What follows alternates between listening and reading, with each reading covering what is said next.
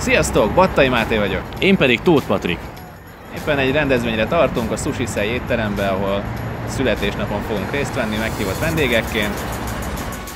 És hát nagyon fontos a kapcsolatépítés, ezt minden videónkban mondjuk és hangsúlyozzuk. Éppen ezért úgy gondoltuk, hogy megmutatjuk, milyen egy csütörtök esténk, amikor is még az egész napos munka után kicsit elmegyünk, kapcsolatokat építünk és a meglévő barátságokat erősítjük. Így van, fogadjatok el mindig minden meghívást, nem győzzük eleget hangsúlyozni. Sosem tudod, hogy kivel fogsz találkozni, hogy miben rángatnak bele, milyen szereplésbe, vagy hogy ki mellett fogsz ülni, vagy kivel beszélgetsz, vagy kivel cigizel. A lényeg, hogy kapcsolatokat szerezz és infókhoz jussál.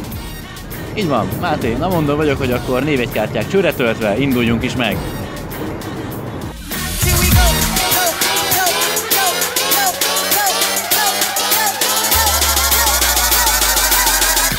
Feel real funky, y'all.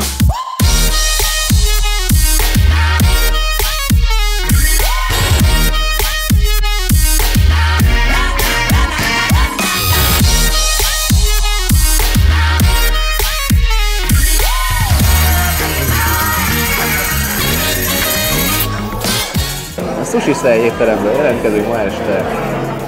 Mivel születésnapja van, úgyhogy meghívtak minket és kicsit benézünk, megkóstoljuk a sushit, és mindenkinek jó szívvel ajánljuk, ugyanis nagyon jó a hangulat, ti is nézzetek be legközelebb, hogyha erre jártok, vagy ha szerettek a sushit. Ja, de ez arra is egy nagyon jó alkalom, hogy felhívjuk a figyelmeteket, hogy mindig menjetek el mindenhová.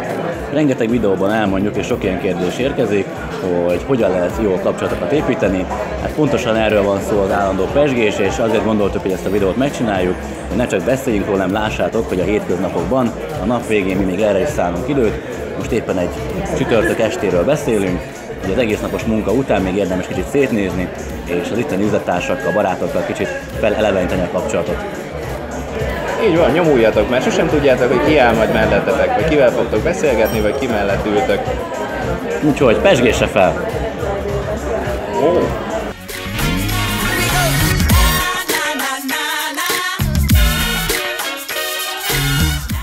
Hello srácok, véget ért a buli, de azért még beköszönünk nektek.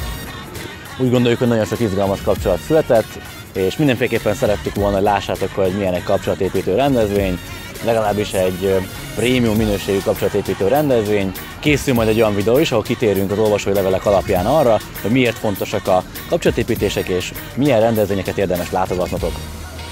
Ne felejtsétek el, minden napotok arra van, hogy networkingeljetek, menjetek el mindenhova, ahova csak tudtok.